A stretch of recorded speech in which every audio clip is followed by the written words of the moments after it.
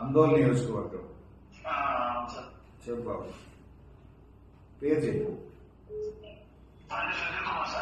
పల్లె సుధీర్ కుమార్. చెప్పు బాబు. సార్ ఇక్కడ అభివృద్ధి అనేది ఏం లేదు సార్, చదువుపీఠంలో ఏం లేదు, అన్ని ఆందోళన జరుగుతుంది మొత్తం.